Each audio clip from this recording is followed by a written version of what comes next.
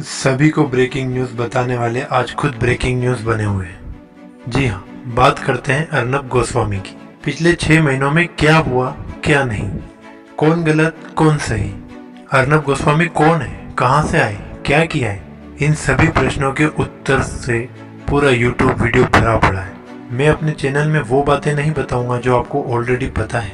मैं कुछ अलग करने की कोशिश कर रहा हूँ जिससे हमें भी कई प्रकार की मोटिवेशन मिले। लगभग 47 साल के अर्नब जी की लाइफ के बारे में पढ़ने के बाद मैंने कई ऐसे पॉइंट्स निकाले हैं जिन्हें अपनाकर समझकर हम भी लाइफ में बहुत कुछ कर सकते हैं। जो स्कूल या कॉलेज में पढ़ रहे हैं, जो यंग है, जो नौकरी बिजनेस या स्टार्टअप शुरू करना चाहते हैं या ऑलरेडी उसमें लगे हुए हैं बट सेटिस्फाई नहीं है, हैप्पी नहीं है, हार्ड वर्क करने के बाद भी उन्हें वो सफलता नहीं मिल रही जिसके वो लायक हैं। कई सालों से लगातार स्ट्रगल करने के बाद भी अगर उन्हें प्रॉब्लम्स आ रही है तो ये वीडियो उनके लिए है। अर्नब गोस्वामी की लाइफ से ये 10 पॉइंट्स जो मैं लेके आया हूँ, इन 10 पॉइंट्स को मैं 1 बाय 1 यहाँ बताऊंगा और उसके साथ ही लाइफ के कुछ एग्जाम्पल्स बताऊंगा जिसके द्वारा आपको मोटिवेशन मिले। तो चलिए शुरू करते हैं आज का ये वीडियो। पहला पॉइंट, एक जगह रहकर सब कुछ हासिल नहीं होता। तो आपने वो बात तो सुनी होगी कि कुआं कभी प्यासे के पास नहीं आता, प्यासे को ही कुएं के पास जाना पड़ता है। 1973 में गुवाहाटी में जन्मे अर्नब गोस्वामी की स्टार्टिंग की स्कूल लाइफ जगह जगह हुई। दिल्ली और जबलपुर के अलग अलग स्कूल में उन्होंने अपनी स्कूल की शिक्षा पूरी करी। उसके बाद बैचलर ऑफ आर्ट्स उन्होंने हिंदू कॉलेज दिल्ली से किया। मास्टर ऑफ आर्ट्स उन्होंने सेंट एंटनीज कॉलेज ऑक्सफोर्ड से किया। एज ए विजिटिंग फेलो वो Sydney S college university of Cambridge भी गए। उनकी स्टार्टिंग के करियर की बात की जाए, टेलीग्राम अखबार कलकत्ता से उन्होंने अपनी स्टार्टिंग करी।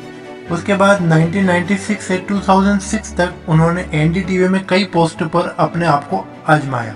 फिर 2006 के बाद टाइम्स नाउ को ज्वाइन किया। वहाँ पर कई अलग अलग प्रकार के पॉपुलर प्रोग्राम को होस्ट किया।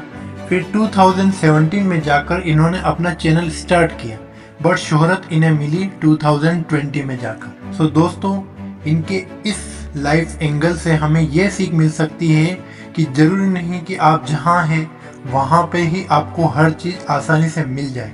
आपकी दौड़ भाग, आपकी स्ट्रगल कहीं ना कहीं आपको बहुत कुछ दिला सकती। दूसरा पॉइंट, जिसमें रुचि हो वही काम करें।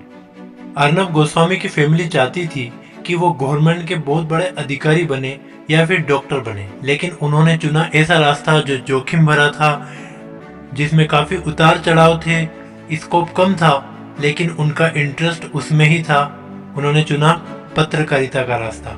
उसी में उन्होंने अपनी पढ़ाई पूरी करी और लगभग 25 साल का जो उसमें पत्रकारिता से रिलेटेड काम ही किए। चाहे वो एंकरिंग हो, डिबेट हो, होस्ट करना हो प्रोग्राम, या फिर न्यूज़ पे आके समाचार बोलना हो, या उनकी एडिटिंग हो, हर प्रकार का वर्क जो था वो उनके इंटरेस्ट से रिलेटेड था और इसी कारण आज उन्हें वो फेम मिली जो हर किसी को नहीं मिलती। दोस्तों, हम कई बार भेड़ चाल के चक्कर में ऐसा फील्ड चुन लेते हैं जिसमें स्कोप तो काफ़ी होता है, इनकम भी होती है, लेकिन ना तो हमें उसका एक्सपीरियंस होता है और ना ही हमें उसका इंटरेस्ट होता है, जिसके कारण हमारी जीवन पूरी तरह से नीरस हो जाता है, उसमें एक्साइटमेंट खत्म हो जाती है। तो हमें भी लाइफ में वो काम आगे बढ़ाना चाहिए जिसमें हमारा इंटरेस्ट हो। तीसरा पॉइंट, आर्ट्स सब्जेक्ट की ताकत। अमूमन ऐसा देखने में आया है कि लोगों के अंदर एक मेंटेलिटी है कि अगर साइंस और कॉमर्स के द्वारा आगे बढ़ा जाए तो ही हम सफल हो पाएंगे। कई लोग ऐसे हैं जो आर्ट्स के प्रेमी हैं, वो आर्ट्स में पढ़ना चाहते हैं लोग, लेकिन लोग उनकी मानसिकता को बदल देते हैं। लोग ये कहते हैं कि आर्ट्स पढ़ेगा तो आगे लाइफ में कभी सक्सेस नहीं हो पाएगा, तुझे वो सफलता नहीं मिलेगी जो साइंस में है, कॉमर्स में है या अदर फील्ड में है। लेकिन लोगों की ये बात पूरी तरह से गलत है। अर्नब गोस्वामी ने अपनी बैचलर डिग्री सोशियोलॉजी में करी, अपनी मास्टर डिग्री सोशल एंथ्रोपोलॉजी से करी। उनके बोलने की स्टाइल, प्रश्न पूछने की कला, उनके हिंदी और इंग्लिश भाषा का नॉलेज, उनको अपने आप को व्यक्त करने का पावर, ये सभी आर्ट्स विषय के अंडर में आते हैं। अगर हम ये सोच के बैठे हैं कि केवल साइंस या कॉमर्स में ही फील्ड है तो ये हमारी सोच गलत है। मैं यूँ नहीं कहता कि साइंस या कॉमर्स में स्कोप नहीं है, सबसे ज़्यादा स्कोप साइंस और कॉमर्स में ही है, लेकिन वो तब है जब आपको उसका नॉलेज हो, आपको उसका इंटरेस्ट हो। नहीं तो खींचने वाली जिंदगी किसी के काम नहीं आई है।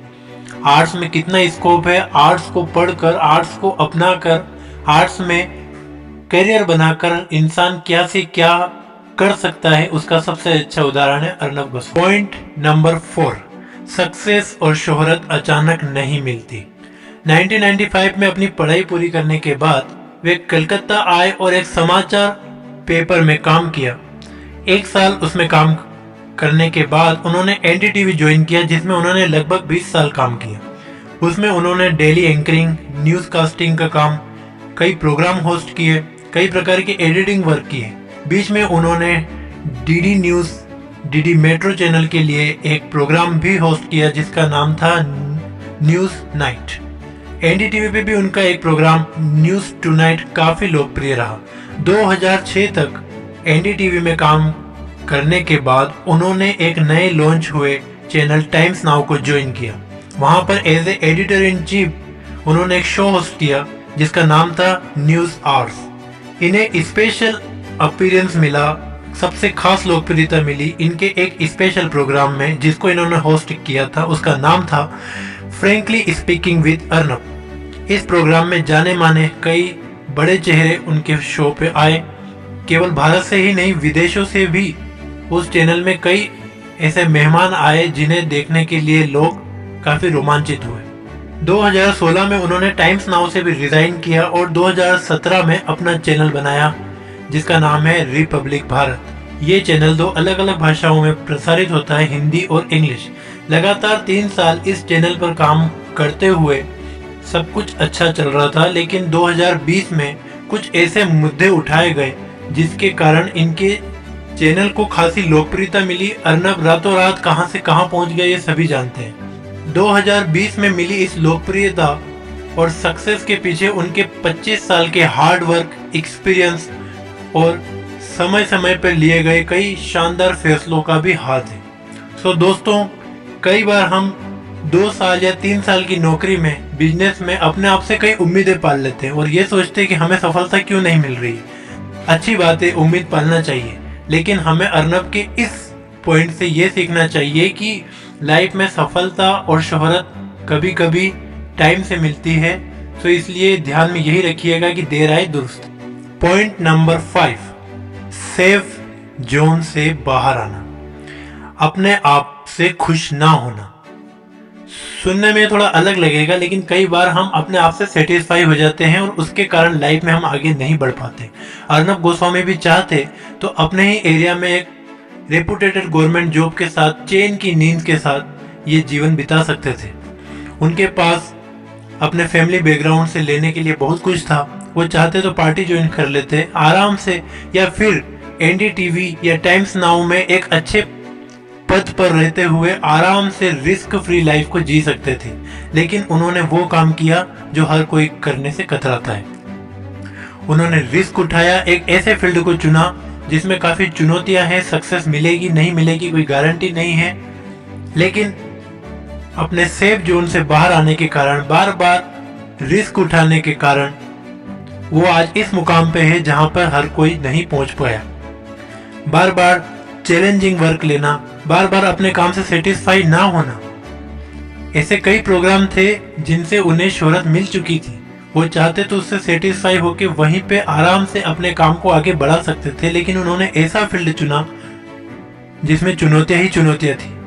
सो दोस्तों, कई बार हम अपने सेफ जोन से बाहर आने के बाद वो शोहरत पा सकते हैं जो हम हमारे सेफ जोन में या हमारे एरिया में रहकर नहीं पा सकते।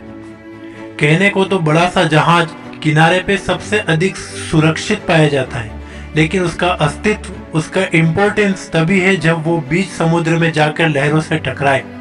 सो दोस्तों, किनारे पे सुरक्षा मिल सकती है लेकिन शोहरत नहीं। सो दोस्तों, ये 5 पॉइंट्स थे जिनसे हम इंस्पायर हो सकते हैं, जिनसे हमें मोटिवेशन मिल सकता है।